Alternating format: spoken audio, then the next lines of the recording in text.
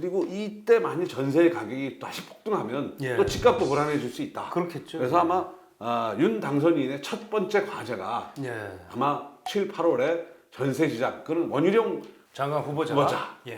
맞닥뜨려야 될 가장 어떤 첫 과제가 이거 예. 될 것 같습니다. 예.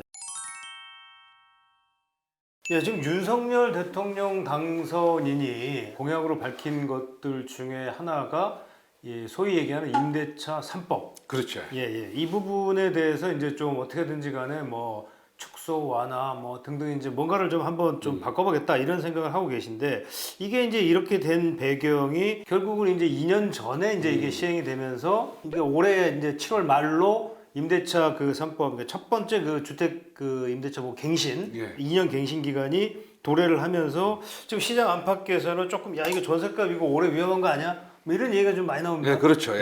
예. 막 2년 전에 우리 전세 대란 그거 많이 기억하시죠? 예. 그게 결국은 뭐 여러 요인이 있지만 임대차 3법을 만들면서 좀 약간 정교한 설계를 못했어요. 그러다 예. 보니까 부작용이 많아가지고 뭐 전세 가격이 폭등을 했습니다. 예. 근데 이게 문제면 이제 2년 됐어요. 예. 2년 돼가지고 다시 이제 갱신을 해야 되는데. 갱신해야 되고 네. 이제 보호를 받던 사람들이 나가야 되고 네. 새로 이제 계약하는 사람이 대거 생길 거란 말이에요. 그러면 시장하고 가격 차이가 이미 2중, 3중 가격이 형성이 돼 있어가지고 그렇죠. 상당히 혼란이 벌어지는 거 아니냐.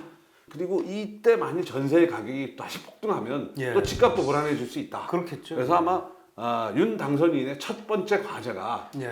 아마 7, 8월에 전세 시장, 그는 원희룡 장관 후보자. 후보자가 예. 맞닥뜨려야 될 가장 어떤 첫 과제가 이거 예. 될 것 같습니다. 예. 근데 뭐 지금 여러 전망들이 많이 나와요. 전세 대란 폭풍 전야다. 예. 근데 이게 세입자들도 지금 난리예요. 8월 네. 전세값 또 폭등하는 거 아니냐. 정말 8월이 되면 전세 대란 올까요?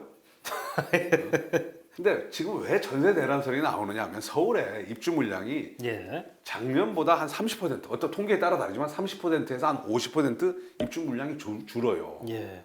그러다 보니까 당연히 임대차 3법 2년 갱신 그거 말고도 뭐냐면 이런 요인 때문에 사실은 전세 시장이 올해 불안할 거다 이런 전망이 많았어요. 예. KDI 한국개발연구원이 올해 시장을 전망하면서 주택가격 상승폭은 좀 줄어들겠지만 예. 전세 월세화 진행 예. 이 그렇죠. 본격화되면서 예. 뭔가 이 전세 시장에 강력하게 표현했어요. 잘 모니터링 해야 된다.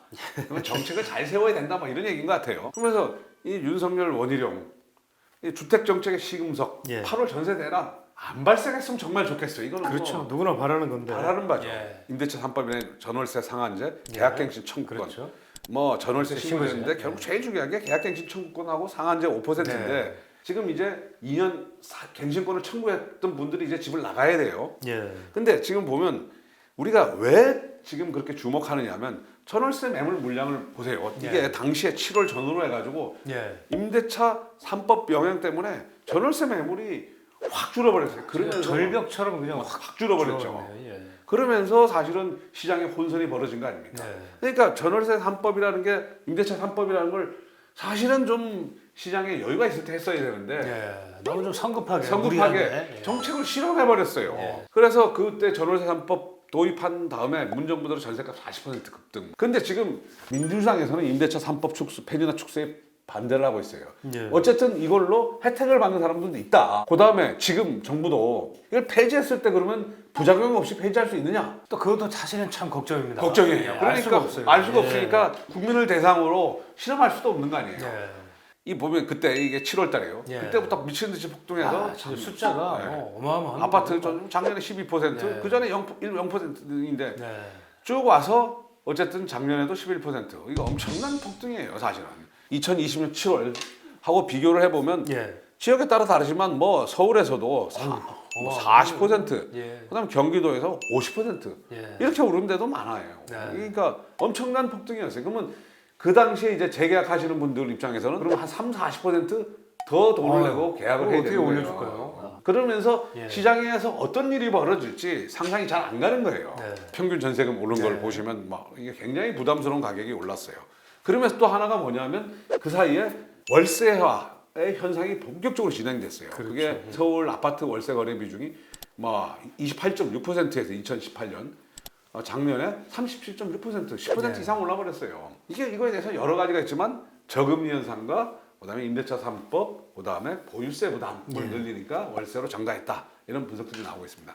근데 최근에 이제 오면서 일부 언론에서는 아니다, 8월 전세 대란은 허구다, 일어날 수 없다. 왜냐면 이미 자기네들이 해보니까 이중 가격이 사라졌더라, 대담한 주장을 하시더라고. 근데 KDI에서 조사를 한 건데 네. 아파트 전세 보증금 갱신 계약하고 신규 계약을 이렇게 비교를 해봤더니 예. 약간 좀 초기에는 떨어져 있었는데 그 시작했을 때는 뭐 한 1억 이상 차이 났는데 지금은 상당 부분이 한 3천만 원대로 차이가 좁혀졌다. 갱신 계약이 보통 한 55%, 신규 계약이 한 45%, 반반 정도 되는 것 같더라고요. 그렇게 되면서 뭔가 이렇게 전세 대란은 너무 기후 아니냐, 뭐 이런 주장도 나와요. 근데 최근에 이제 거래된 걸 보면 여전히 2중, 3중 가격이다. 형성이 됐어요. 뭐 잠실 리센지 25평인데 이게 7억 7천만 원에 계약된 게 있는가 하면 전세 11억에 계약된 게 있어요.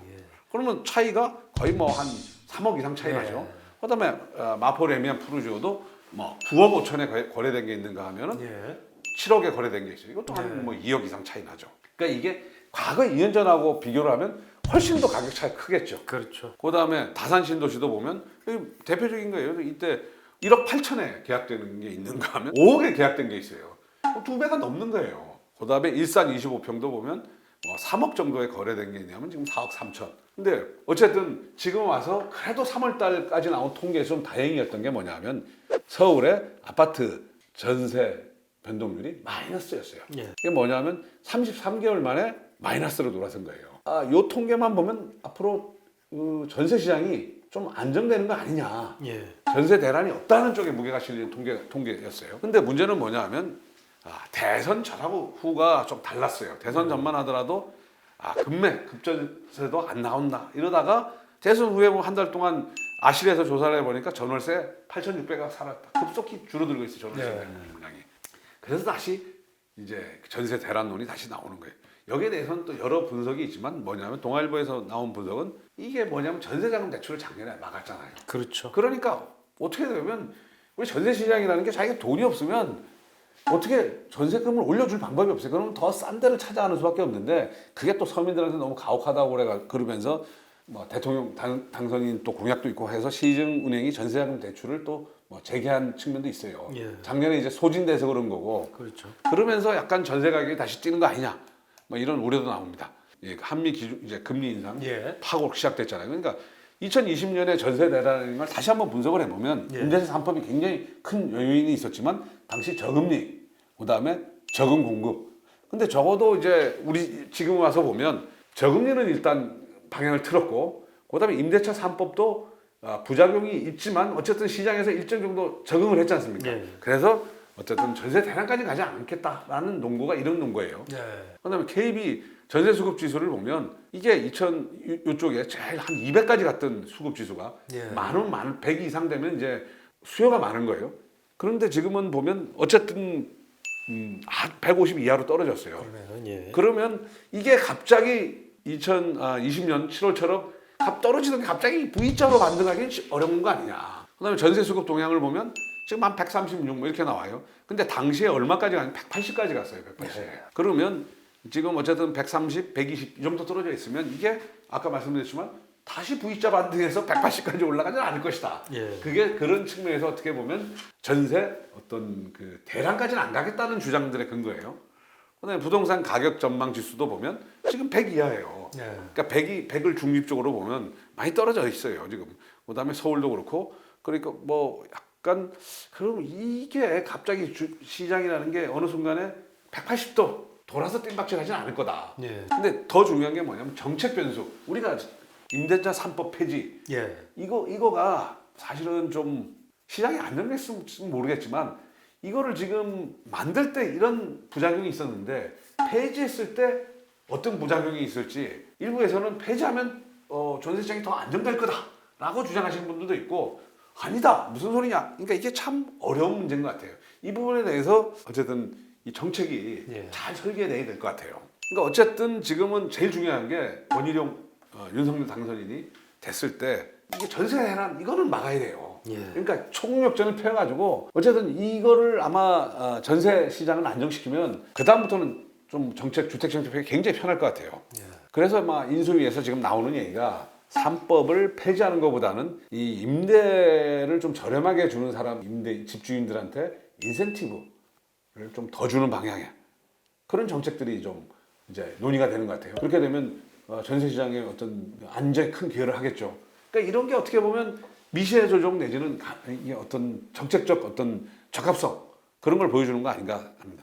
근데 과거에도 보면 정책이 잘못돼가지고 한 게 음마 아파트가 작년에 갑자기 예. 전세 매물 늘어났잖아요. 네. 그게 뭐냐면 당시에 재건축 2년 실거주 의무 그거 하는 바람에 집주인들이 다 재건축 아파트에 그렇죠. 다 들어갔어요. 쓸데없이. 그러면서 막 전세 시장이 혼란이 발생했지 않습니까? 그런데 그걸 폐지를 했더니 다시 이제 전세 매물이 늘어났어요. 그러니까 이런 식으로 어떤 시장에 자꾸만 전 정부 뭐 탓을 하는 게 뭐하지만 시장의 상황을 무시한 규제 일변도 정책을 피다가 전세 시장까지 다 망가뜨리지 않습니까? 예. 그러니까 이번 어쨌든 인수위 이번에 원희룡 후보자가 이제 되면 제발 시장의 그 어떤 변화 이런 부작용을 없애는 정책을 펴야 될 것 같아요. 그다음에 아까 얘기했지만 대출 규제 완화와 금리 인상. 대출 규제 완화로 약간 전세 시장이 움직일 요인이 있지만 금리가 인상되기 때문에 그거는 어느 정도 이제 좀 줄어들 것 같아요. 예. 그다음에 전세 매물 추이를 보면 서울 같은 경우 최근에 좀 줄긴 줄었지만 아직 위험 수준으로까지 줄지는 않았어요. 예. 그다음에 인천은 상당 부분 뭐 늘어나 있고 그다음에 경기도도 보면 뭐 이때보다는 좀 줄었지만 그래도 뭐 대란의 수준까지로 이렇게 지금 당장 얘기하기는 어려운 것 같아요. 예. 아까 얘기했지만 대구나 세종 전세 가격이 이제 하락하고 있는데 보면 전세 매물수가 상당히 많이 역시 공급이 많은 지역이 역시 전세 시장도 안정이 되고 집값도 안정이 되는 것 같아요. 네. 네, 결국은 그러니까 이제 이게 전세값 지금 사실은 뭐 물론 집값을 잡는 것도 아주 시급한 문제이긴 하지만 그나마 지금 전세 시장이 조금 안정을 어느 정도는 좀 유지가 되고 있는데 이게 만약에 터진다. 그럼 이거는 정말 걷잡을 수가 없죠. 사실 그렇죠. 이거는 당장 뭐 서민 중산층이 타격을 입기 때문에 있고 예. 그다음에 뭐 집값도 사실은 그렇죠. 전세 가격이 예. 폭등하면 어쩔 수 없이 내 집 마련에 나설 수밖에 없는 상황이 되지 않습니까? 그렇죠.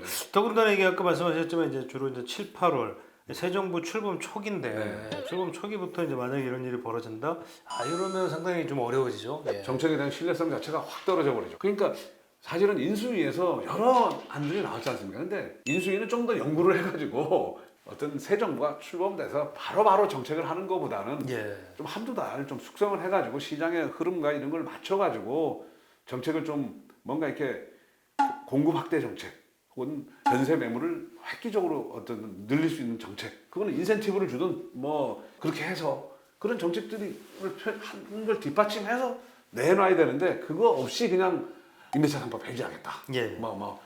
전세 대출 뭐 풀어주겠다. 이래 버리면 거기서 막 시장이 뭔가 기대감으로 움직이기 시작하면 정책을 나중에 폐기가 예. 너무 어려워질 것 같아요. 결국은 뭐 이런 뭐 모든 건 다 시장이 다 시장에서 결정이 되기 때문에 시장의 흐름과 움직임을 무시할 수가 없을 것 같습니다. 이제 그런 것들을 충분히 좀 감안해서 정책적으로 좀 선후를 좀 잘 따져서 그렇죠. 하는 게 좀 좋지 않을까. 예. 뭐 옛날에 뭐 한 3, 4년 전에 보면 드립다 규제 또 사실은 굉장히 곤란한데 예. 드립다 무조건 규제 완화 예. 그것도 사실은 좀 불안해요. 왜냐하면 규제 완화 우리가 원칙적인 건 좋지만 또 그 과정에서 발생할 수 있는 뭐 문제들이 있으니까 좀 시장을 잘 살펴서 문제 없이 좀 잘 됐으면 했으면 좋겠습니다. 예.